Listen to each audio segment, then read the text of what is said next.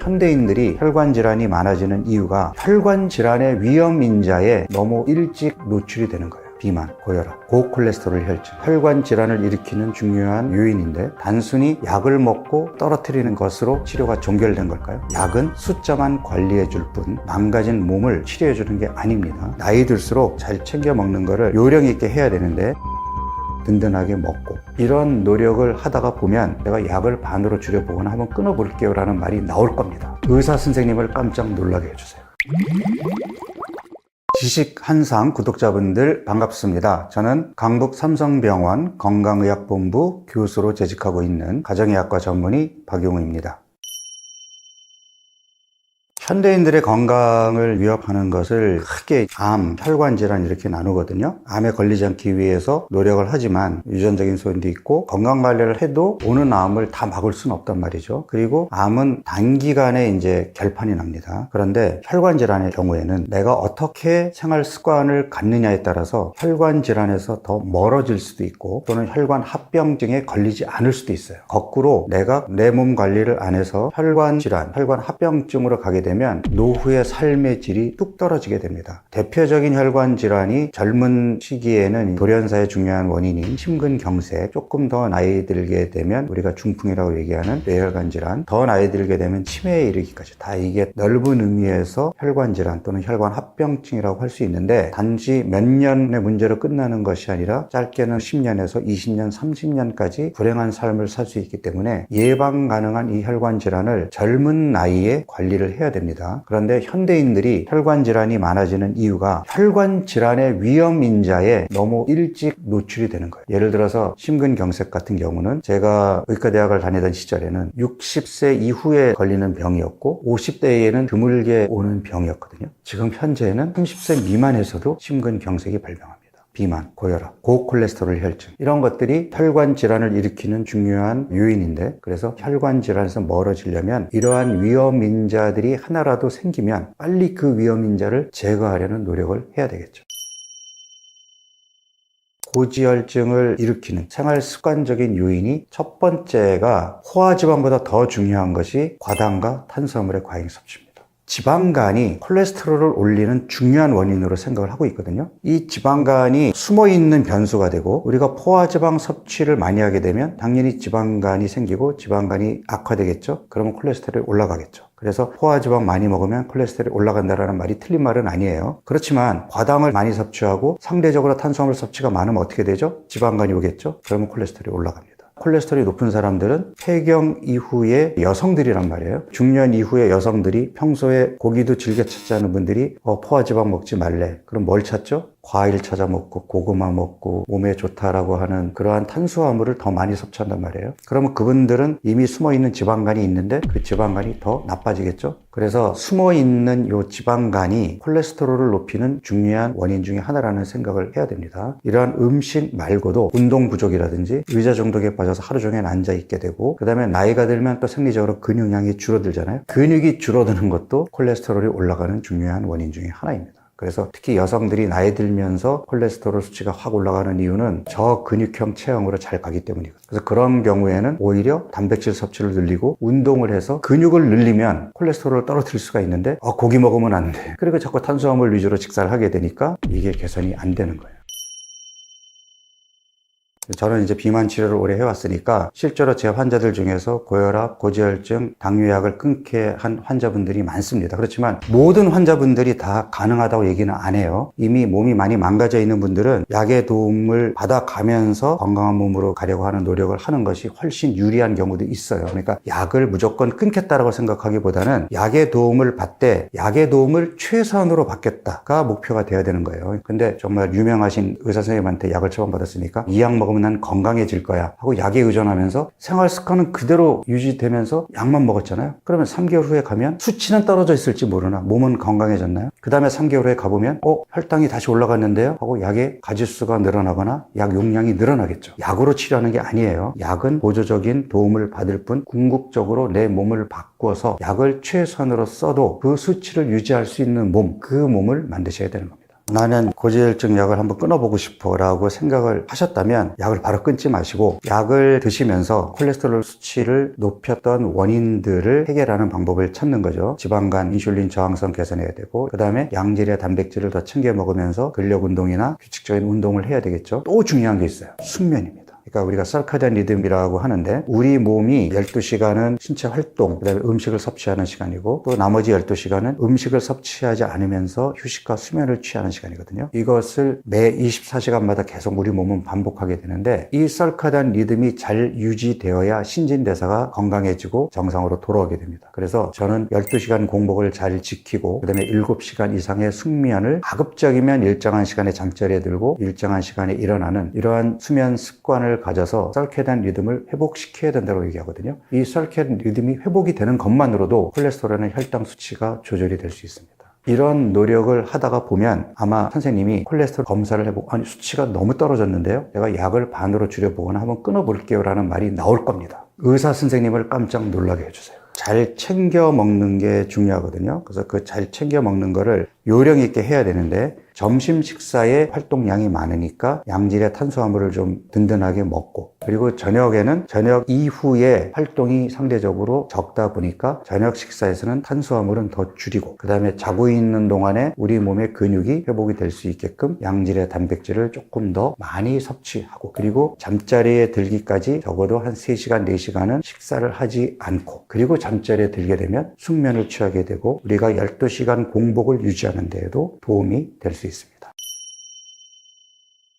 고지혈증, 고콜레스테롤 혈증과 함께 다니는 것들이 고혈압, 고혈당이거든요. 제가 그냥 쓰리고라고 얘기를 하는데, 여기에 이제 복부 비만까지 다 포함이 되죠. 얘네들은 함께 다닙니다. 줄줄이 사탕처럼 엮여 있어요. 어느 하나가 먼저 생기면 결국엔 다른 것도 함께 생기게 됩니다. 그래서 고콜레스테롤 혈증 있게 되면 혈관벽에 손상이 올 수밖에 없잖아요. 그럼 혈관의 탄력이 떨어지고 혈관이 딱딱해지겠죠. 그럼 혈압이 올라갈 수밖에 없잖아요. 그리고 고지혈증에서 또 중요한 게 뭐냐면, 우리가 이제 LDL 콜레스테롤 수치를 낮춰야 되는데, 이 LDL 콜레스테롤 중에도 동맥경화를 유발하는 애들이 있고 그렇지 않은 애들이 있어요. 사이즈가 작은 애들이 이제 혈관벽에 침투해서 동맥경화를 유발하게 되는데, 이 동맥경화를 유발하기 위한 또 전제 조건이 있어요. 뭐냐 하면, 이 작은 LDL 콜레스테롤 덩어리가 산화가 돼야 돼요. 산화가 돼버리면 우리 몸에서는 얘를 우리 몸속 이물질로 여기고 대식세포가 와가지고 얘를 잡아먹으면서 그게 거품세포로 바뀌면서 혈관벽이 점점 두꺼워지고 혈관이 좁아지는 거거든요. 그런데 그 산화시키는 중요한 원인 중에 하나가 바로 고혈당이에요.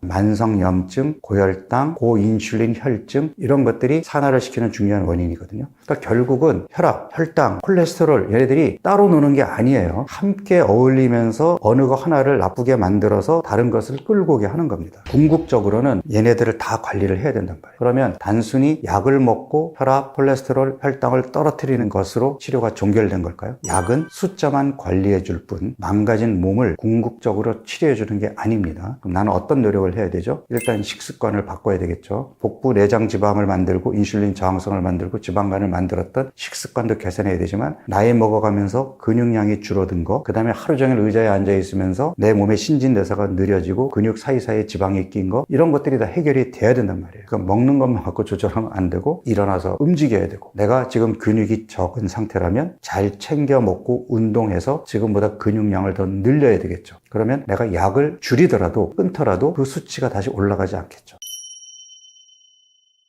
우리 몸의 콜레스테롤은 70에서 80%를 간에서 만듭니다. 우리가 외부에서 섭취한 음식으로 얻는 콜레스테롤은 대략 한 20% 정도 되고, 그 나머지는 간에서 만들어요. 그럼 우리 몸에서 콜레스테롤을 만든다는 얘기는 필요하니까 만드는 거죠. 어디에 필요할까요? 첫 번째가 세포막의 중요한 구성 성분이에요. 우리 몸에 세포에 손상이 오거나 염증이 생기게 되면 콜레스테롤 요구량이 늘어나게 됩니다.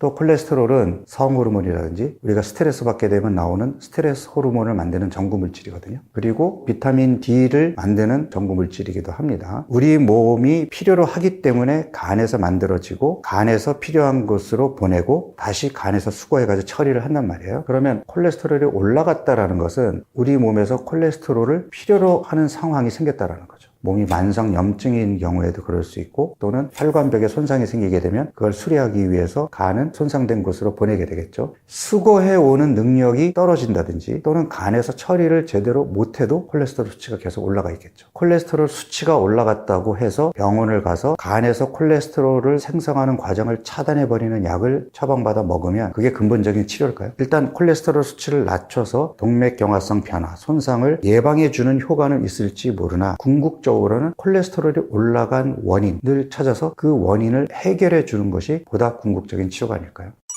중성지방이라는 게 있어요. 이 중성지방 수치가 올라가게 되면 LDL 콜레스테롤 중에서 동맥경화를 유발하는 작은 LDL 콜레스테롤 수치가 올라갑니다. 동맥경화를 예방해주는 좋은 콜레스테롤이라고 얘기하는 HDL 콜레스테롤 수치가 떨어져요. 그래서 중성지방 관리도 중요하거든요. 그래서 중성지방을 높이는 첫 번째가 술이고요. 두 번째가 과당이고요. 역시 세 번째가 탄수화물의 과잉성. 그러니까 결국은 중성지방 과다를 해결해 주는 것이 콜레스테롤 수치를 낮춰서 혈관 건강을 만드는 중요한 식습관 중에 하나라고 보겠습니다. 나이가 들면서 대사 이상이 생기는 가장 첫 번째가 바로 근육의 감소거든요. 생리적으로도 근육이 감소하지만 우리가 나이가 들면 들수록 신체 활동량이 떨어지게 되고 또 단백질 음식은 씹기도 불편하고 우리 몸에서 소화 흡수도 잘 안 돼요. 위산 분비도 줄어들게 되고 소화 효소도 감소하기 때문에 그러니까 먹기 편한 걸 먹다 보니까는 탄수화물 위주로 섭취하게 되고 단백질 섭취는 부족하고 운동도 안 하고 신체 활동량도 적으니까 근육이 빠르게 준단 말이에요. 근육이 없어서 그로 인해서 인슐린 저항성이 오잖아요. 근육이 더 빠집니다. 이 악순환의 고리가 더 빨라집니다. 나이가 들면서 근육이 줄어드는 것도 생리적인 현상이지만 이게 더 가속화될 수 있어요. 그러면 노쇠도 빨리 오게 되고 저근육형 체형 자체도 대사 이상의 원인이고 조기 사망의 중요한 원인이 됩니다. 나이 들수록 어떻게 보면 근육을 관리한다는 것이 가장 중요한 건강관리의 핵심이라고 볼 수 있겠는데요. 근육을 관리하기 위해서는 한 살이라도 젊은 바로 지금 내 인생에서 지금 가장 근육이 많을 때인 지금 더 늘려야 됩니다.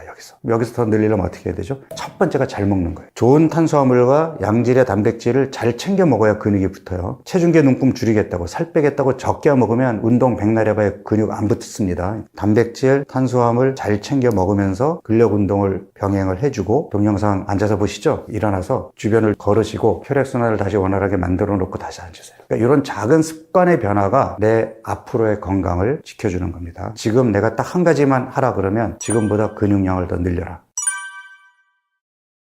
비만은 그 자체가 질병이고요. 앞으로 몸이 더 망가질 것을 예고하는 증상입니다. 지속적인 저칼로리 다이어트, 치료의 골드 스탠다드처럼 되어 있거든요. 칼로리의 개념에서 벗어나지 못한 잘못된 처방입니다. 예를 들어서 저칼로리 식사를 하게 되면 체중의 눈금은 움직이겠죠. 3개월이 지나면 그 다음부터는 체중이 쉽게 떨어지지 않고 6개월이 지나가면 그때부터는 체중이 야금야금 올라가기 시작합니다. 그래서 지속적 저칼로리 다이어트는 100% 실패하는 방법입니다. 건강한 몸으로 가고 싶다는 것을 목표로 한다면 첫 번째가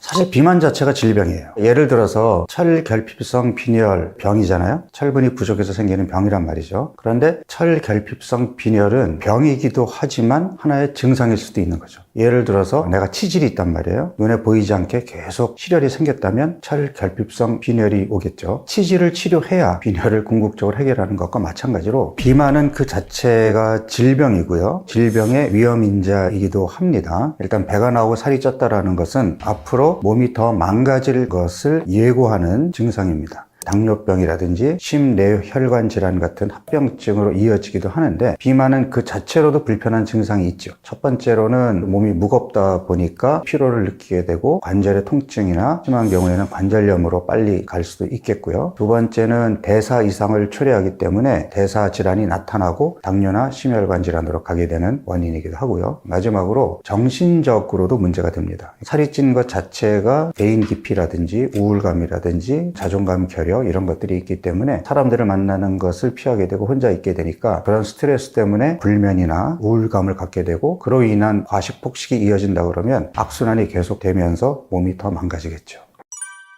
제가 이제 비만 치료를 한 35년간 해오다 보면은 뒤늦게 후회하시는 분들을 많이 보거든요. 처음부터 얘기를 합니다. 비만은 만성질환이고 저랑 이렇게 인연을 맺으셨는데 평생 가야 됩니다. 감기 치료하듯이 잠깐 치료하고 끝나는 것이 아니고 일상생활로 복귀했다가 다시 몸이 망가지면 또 나를 찾아와서 다시 한번 건강한 몸으로 되돌아가려는 노력을 하고 평생 반복을 해야 되는데요. 당뇨병이 심해져서 그로 인한 합병증까지 온 상태에서 뒤늦게 찾아왔다든지 심근경색 때문에 스텐트까지 받고 그때 정신 차리고 예전부터 뱃살을 빼야 된다는 말을 들었는데 차일피일 미루다가 여기까지 왔네요 하면서 후회하시는 분들을 많이 보게 되는데, 그런 분들을 볼 때마다 처음에 조금 경각심을 갖고 일찍 시작했으면 이런 단계까지 오지 않을 것을 하는 안타까운 마음이 듭니다.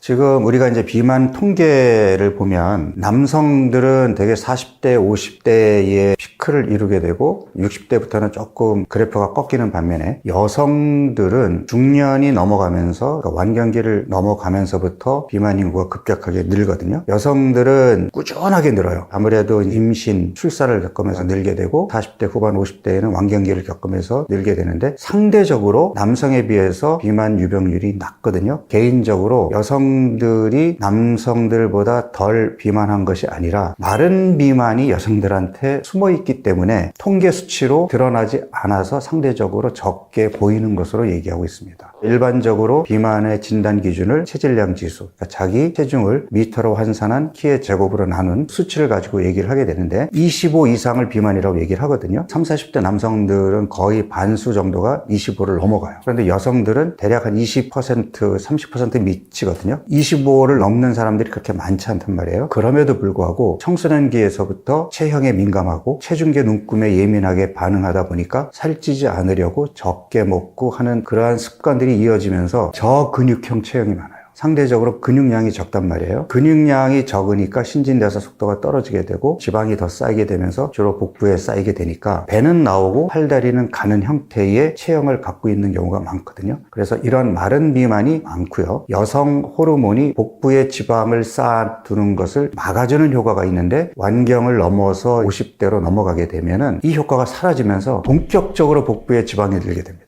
마른 비만이었던 사람들이 급격하게 배가 나오면서 대사 이상이 빠르게 나타나게 되는 겁니다. 혈압이 올라가고 혈당이 올라가고 콜레스테롤 수치가 올라갔고 지방간이 있고 대사 이상이 초래된 그러한 비만인 경우에는 치료의 방향을 체중으로 잡으면 안 됩니다. 내가 좀 더 날씬한 몸을 갖고 근육질의 몸을 갖고 싶어서 체중을 관리할래. 그게 가능할 수 있어요. 그렇지만 중년 이후에는 이미 대사 이상이 초래되었다는 것은 내 몸을 다시 예전의 건강한 몸, 20대 초반의 체중으로 돌려놓는다는 것은 어렵다고 이해해야 됩니다. 목표는 체중계 눈금이 아니라 혈압, 혈당, 콜레스테롤, 지방간 수치들이 다시 정상으로 돌아가는 체중, 이러한 몸을 평생 유지하고 관리하겠다가 건강관리의 최종 목표가 되어야 합니다.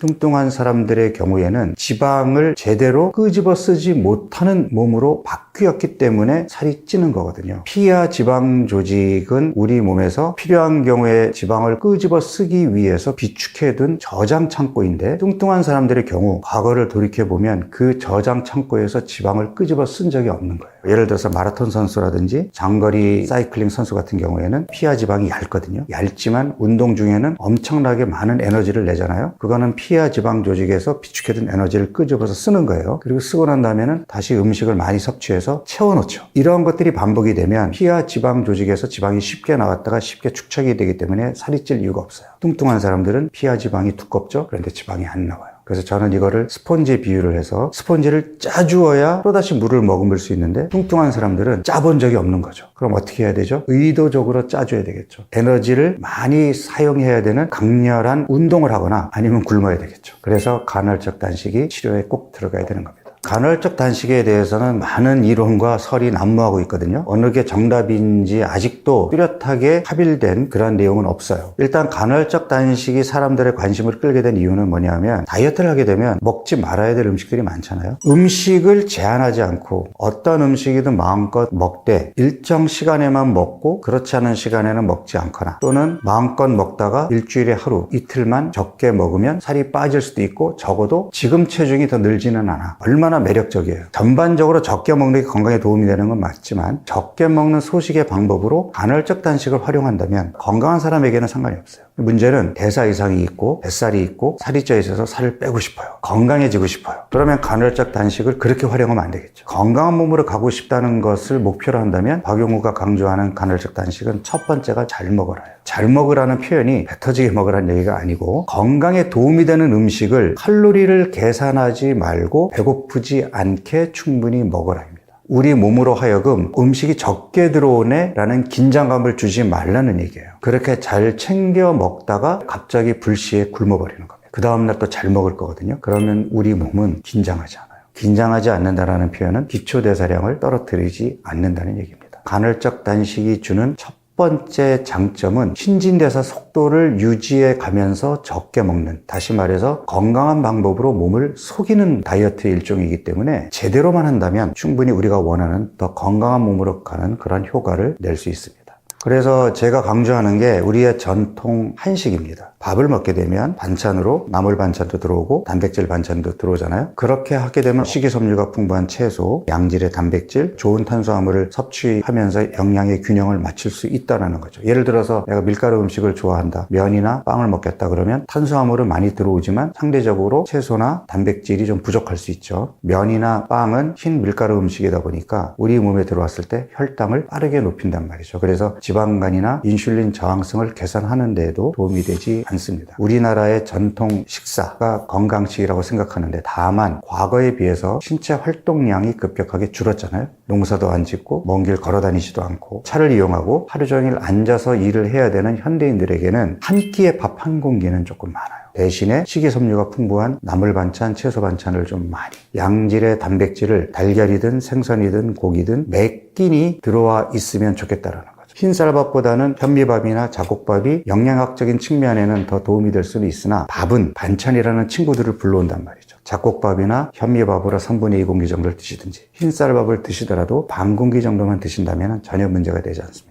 아니면 거기다가 콩을 잔뜩 넣어서 콩밥으로 드시게 되면 함량은 줄이면서도 포만감을 누릴 수 있는 그러한 식단이 가능하겠죠. 저는 지금도 간헐적 단식을 하고 있습니다. 저 같은 경우에는 두 가지를 하고 있는데 우리가 일반적으로 알고 있는 16대 8이라는 것은 16시간 공복 그리고 8시간 동안에 먹는 거잖아요. 저는 14대 10을 하고 있습니다. 14시간의 공복을 유지하고 10시간 동안 잘 먹는 패턴을 매일 유지하고 있는데 그 10시간 동안에 몇 끼니 잘 챙겨 먹는다 하는 것이 이제 중요하고요. 그 다음에 일주일에 하루 또는 이틀을 저는 24시간 단식을 하거든요. 매일 14시간 단식을 하다가 하루나 이틀 정도는 24시간으로 늘려요. 그러면 전날 6시에 저녁 식사를 마치고 오늘 저녁 6시까지 물만 먹고 아무것도 안 먹으면 그게 24시간 단식이잖아요. 체중 감량 프로그램을 할 때에는 일주일에 이틀 24시간 간헐적 단식을 합니다. 그렇지만 지금처럼 감량 체중을 유지하는 전략으로 갈 때에는 저는 일주일에 하루 정도만 합니다. 제가 좀 강조하고 싶은 게 뭐냐면 생각해보면 일주일에 이틀을 한 끼만 먹고 나머지 5일을 잘 먹는 건데 전체적으로 더해서 7로 나누게 되면 한 끼에 먹는 식사량은 줄잖아요. 그렇지만 우리 몸은 속아서 기초대사량을 떨어뜨리지 않는다고 얘기했어요. 근데 여기서 중요한 것이 단백질 섭취량. 전체적으로 단백질 섭취량이 부족하지 않게 하는 게 중요하기 때문에 단식하는 날 한 끼 식사에는 단백질을 충분히 챙겨 드시는 것이 중요한 포인트라고 하겠습니다.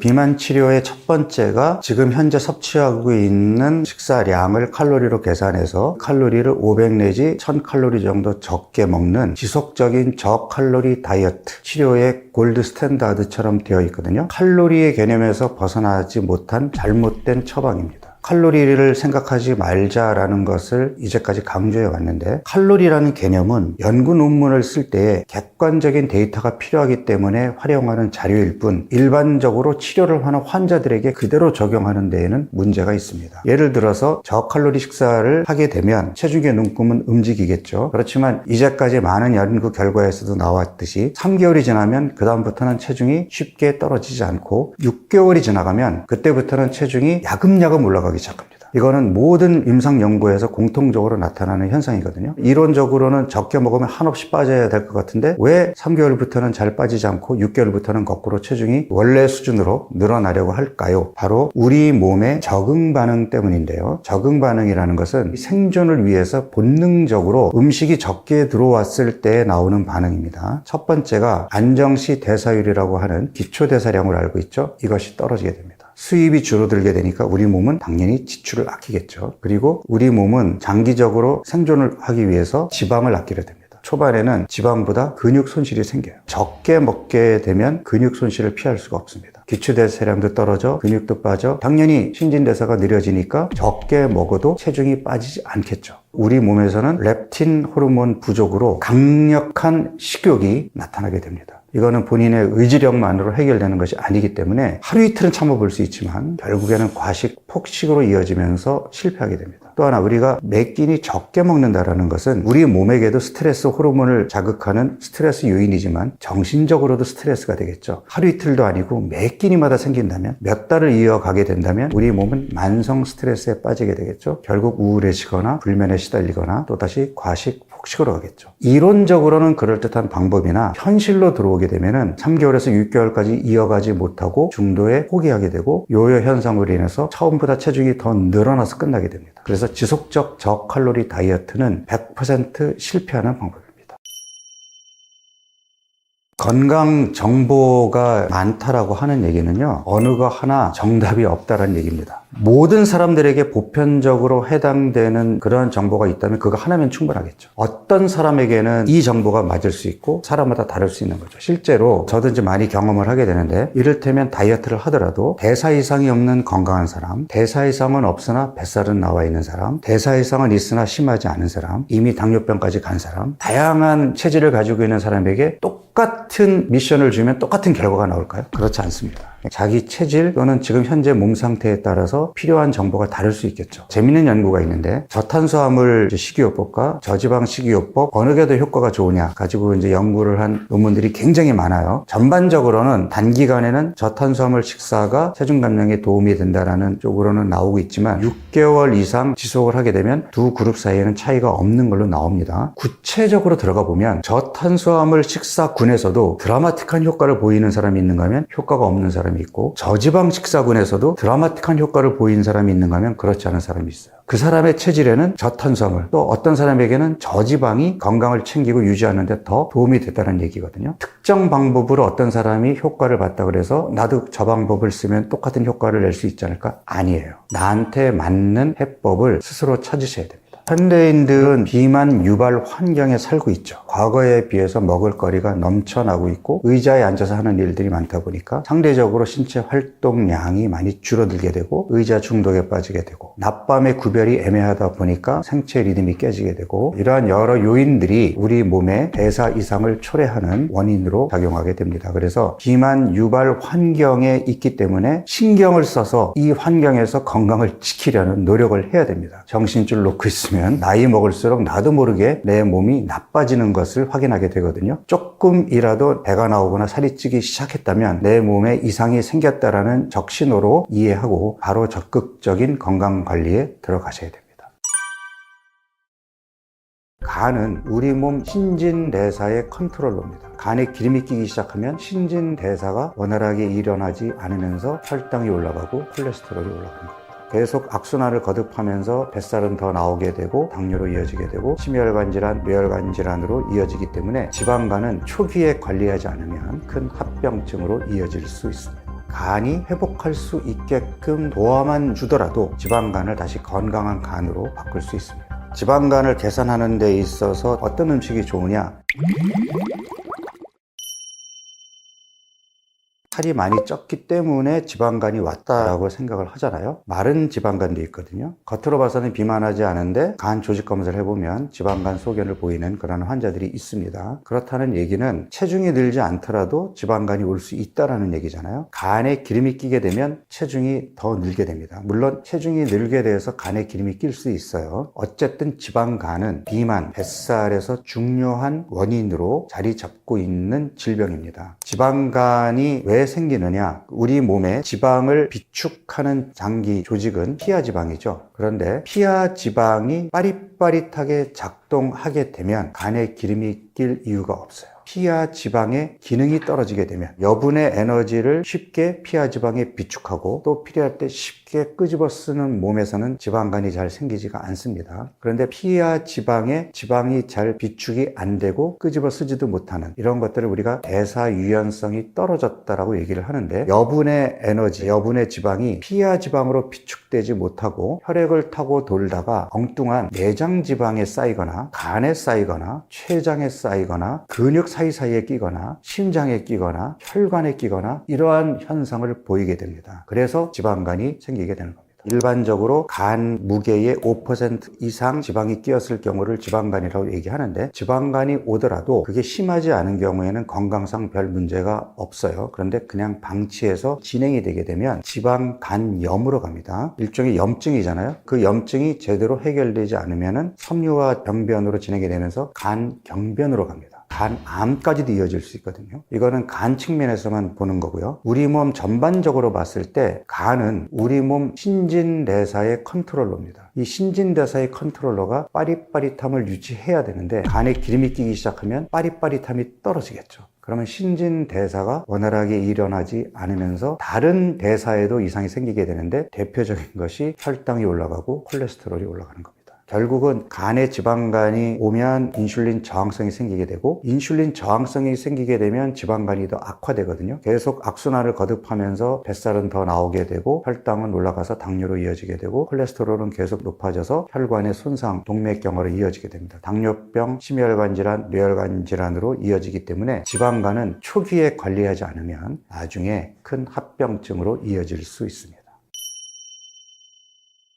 간은 회복 능력, 재생 능력이 강력한 장기입니다. 실제로 우리가 간 이식을 위해서 약 70%를 떼어내 주어도 한 3개월 후에 다시 보면은 원상 모습으로 회복될 정도로 재생 능력과 회복력이 뛰어나거든요. 간이 회복할 수 있게끔 도와만 주더라도 지방간을 다시 건강한 간으로 바꿀 수 있습니다. 지방간을 개선하는 데 있어서 첫 번째가 지방간을 악화시키는 음식을 멀리하자. 술과 가당은 당연히 끊어야 되겠고요. 탄수화물의 총 섭취량도 평소보다 줄여야 됩니다. 이게 전제 조건이고, 그 다음에 간이 본래의 기능을 회복할 수 있게 그 회복 능력을 도와주는 방법으로는 첫 번째가 좋은 음식을 잘 챙겨 먹는 거죠. 어떤 음식이 좋으냐? 첫 번째, 양질의 단백질입니다. 간이 제대로 해독 기능을 할 수 있게끔 필요한 아미노산을 충분히 공급해 줘야 되는데, 양질의 아미노산을 공급을 해줘야 됩니다. 여기서 양질이라고 표현하는 거는, 단백질 그러면은 우리가 고기를 먼저 생각하게 되는데, 좋은 단백질 근원이긴 하지만 포화지방이 들어있거든요. 건강한 사람에게는 문제가 되지 않지만 지방간이 있는 사람에게는 포화지방이 지방간을 악화시킬 수도 있기 때문에, 가급적이면 포화지방 함량이 적은, 기름기가 적은 육류를 공급하는 게 좋고, 물론 콩류, 두부 이런 식물성 단백질을 공급하는 것도 도움이 됩니다. 두 번째가 바로 녹색 채소입니다. 브로콜리라든지 시금치 같은 녹색 채소인데요. 녹색 채소에 들어있는 파이토케미칼들이 간의 재생, 회복에 도움을 주고요. 장내 미생물의 다양성에 영향을 줍니다. 장내 환경을 좋게 해주거든요. 장내 환경이 어떠냐와 지방간이 또 밀접한 관련이 있기 때문에 장내 환경을 개선시켜주는 것은 지방간 개선에 도움이 됩니다. 오메가3 지방산이 풍부한 등푸른 생선이라든지 견과류 같은 경우도 오메가3가 가지고 있는 염증 완화 효과 때문에 지방간 개선에 도움이 될 수 있고, 하나의 팁일 수 있는데 커피가 도움이 됩니다. 커피에 있는 항산화 성분들이 간의 섬유화 진행되는 과정을 억제해주는 효과가 있거든요. 커피를 마시는 것은 지방간 개선에 도움이 될 수 있습니다. 카페인의 민감성이 사람마다 다 다르기 때문에 한 잔만 마셔도 밤에 잠을 설치는 사람이 있는가 하면 하루에 5잔을 마셔도 숙면을 취하는데 전혀 영향이 없는 사람들도 있단 말이에요. 근데 커피라는 것이 카페인만 생각하지만 연구 결과에 따르면 하루에 3잔에서 5잔 정도의 커피가 그런 효과를 나타낸다라고 돼 있습니다. 물론 블랙커피죠. 커피에 센시티비티가 없는 사람들은 뭐 그렇게 드셔도 좋지만, 예민한 사람들은 굳이 밤에 잠을 설쳐가면서까지 커피를 많이 드실 필요는 없겠습니다. 첫 번째 요인은 누가 뭐라 그래도 술이죠. 알코올성 지방간 질환이라는 이름이 있을 정도로 술과 지방간은 밀접한 연관성이 있습니다. 술을 마시게 되면 간에 기름이 끼게 되고 결국엔 알코올성 지방간염, 간경변까지 이어질 수 있기 때문에 술은 아주 중요한 원인입니다. 그런데 최근 들어서는 알코올성 지방간 질환을 능가하는 비알코올성 지방간 질환이 급증하고 있거든요. 술을 먹지 않는데도 불구하고 술 먹은 사람의 지방간의 조직검사 소견과 비슷한 결과를 보이는 걸 얘기하는데요. 이런 분들의 경우에 첫 번째 요인은 과당의 과잉 섭취입니다. 이 과당이라고 하는 것은 설탕이라는 것이 포도당과 과당이 붙은 이당류거든요. 녹말이 포도당 덩어리거든요. 우리 몸에 들어와서는 포도당으로 분해돼서 혈당을 높이고 에너지원으로 이용이 되는데, 과당의 경우에는 포도당과 달리 우리 몸에 들어오면 바로 간으로 갑니다. 포도당이 부족할 때에는 과당이 포도당으로 바뀌어서 에너지원으로 쓰이지만, 포도당이 넘쳐날 때에는 과당은 간에서 중성지방으로 비축이 됩니다. 중성지방으로 비축이 되는 것이 많아지게 되면 지방간의 원인이 됩니다. 그래서 과당은 지방간의 중요한 원인이고요. 마지막으로 탄수화물의 상대적인 과잉 섭취. 제가 상대적이라는 말을 붙인 이유는 탄수화물이라는 것은 급성 에너지원이기 때문에 우리 몸에 들어오면 들어오는 대로 바로바로 써야 됩니다. 장기 에너지원인 지방으로 바뀌게 되려면 남아 돌아가야 되거든요. 내 신체 활동량 대비 탄수화물 섭취가 많아지게 되면 남는 탄수화물은 간에서 중성지방으로 바뀌어서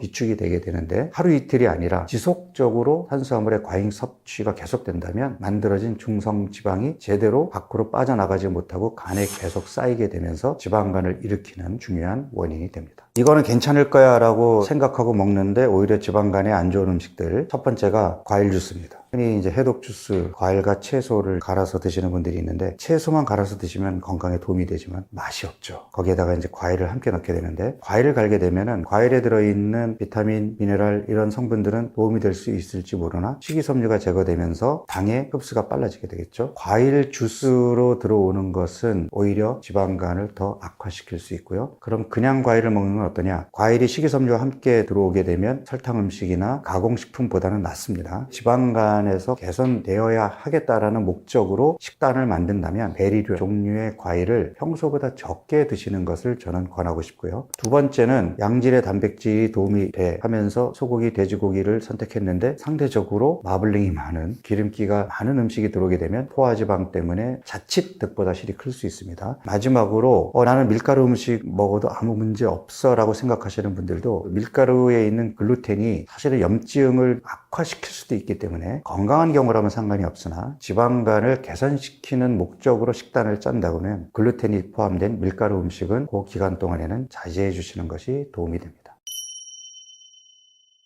사람들이 많이 먹지도 않는데 왜 살이 찔까요? 라고 얘기하는 질문에 대해서는 많이 먹지 않는 게 맞거든요. 왜냐하면 생각을 해보세요. 우리 20대 초반에 친구들이랑 어울려서 밤늦게 나이트 다니고 새벽까지 감자탕 집에 가가지고 먹고 또 라면 끓여 먹고 자고, 먹는 양이 많아서 살이 찌는 게 아니라 그때는 건강한 몸이었던 거고 몸이 바뀐 거예요. 근데 우리는 아직도 칼로리 섭취가 많았기 때문에 살찐 거 아닌가요? 아닙니다. 몸이 망가져 있는 사람들은 적게 먹어도 살찝니다. 제가 몸이 잘 붓는데 부은 몸이 살이 됐어요 라고 얘기하시는 여성분들이 있어요. 근데 이론적으로 생각해 보면 붓는다는 것은 수분이 빠져나가지 못하고 엉뚱한 곳에 체류하고 있는 게 붓는 거잖아요. 수분이 지방으로 바뀌진 않겠죠. 근데 저는 그거를 충분히 이해하는 게 뭐냐 하면, 잘 붓는다는 몸은 건강한 몸이 아니거든요. 일단 잘 붓는 몸의 특징이 있어요. 첫 번째가 몸이 만성 염증 상태인 경우예요. 배가 나오고 복부 내장 지방이 있게 되면 내장 지방에서 염증을 유발하는 물질들이 분비되기 때문에 머리끝부터 발끝까지 만성 염증 상태가 되거든요. 늘 무겁죠. 또 하나는 수면의 질이 떨어져 있는 경우예요. 깊은 잠을 못 자고 수면 시간이 짧게 되면 아침에 일어나면 잘 부어 있어요. 그 다음에 또 만성 염증과 비슷한 건데, 인슐린 저항성이 있는 몸은 잘 붓습니다. 우리 몸에 나트륨이 제대로 배출이 안 되기 때문인데요. 몸이 망가져 있다라는 신호겠죠. 그러면 결국 그런 몸은 인슐린 저항성의 만성 염증의 지방간에 이러한 이상이 있는 몸이니까 살이 더 찔 일만 남은 거죠. 그래서 그런 사람들이 살이 찐 것은 전혀 이상한 것이 아닙니다.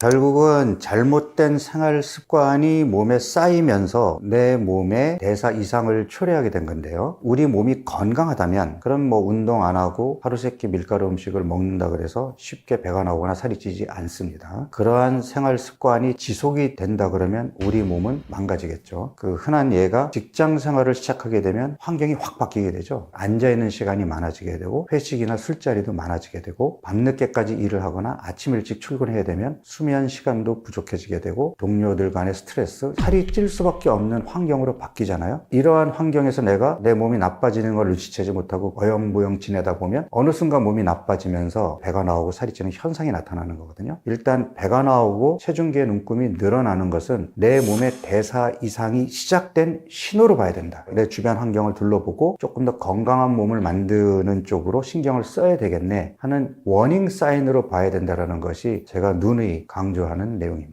지방간에 도움이 되는 운동은 어떤 운동이든 도움이 됩니다. 운동 그러면 이제 유산소 운동이나 근력 운동, 웨이트 트레이닝을 많이 얘기를 하게 되는데 최근 들어서 각광을 받고 있는 것이 고강도 인터벌 운동이죠. 유산소 운동보다는 강도를 조금 더 높여서 숨이 턱에 찰 정도까지 힘들게 한 다음에 운동 강도를 뚝 떨어뜨려서 약간의 휴식처럼 천천히 걷거나 호흡이 회복될 때를 기다렸다가 다시 또 강도 높게 운동을 하는 거죠. 가볍게 뛰는 것이 아니라 달리기를 한다든지 또는 사이클을 격하게 밟는다든지 그렇게 해서 숨이 차면 다시 운동 강도를 낮추고 이게 고강도 인터벌 운동인데 운동 시간을 15분, 20분으로 줄여도 유산소 운동을 40분 내지 60분 하는 것과 비슷한 또는 그보다 더 큰 효과를 얻을 수 있기 때문에 가성비 높은 운동이라고 할 수 있습니다. 그래서 운동할 시간을 내기 힘든 현대인들에게는 고강도 인터벌 운동은 특히 계단 오르기 같은 경우는 어디서든지 할 수 있잖아요. 그래서 고강도 인터벌 운동을 저는 권하고 있습니다.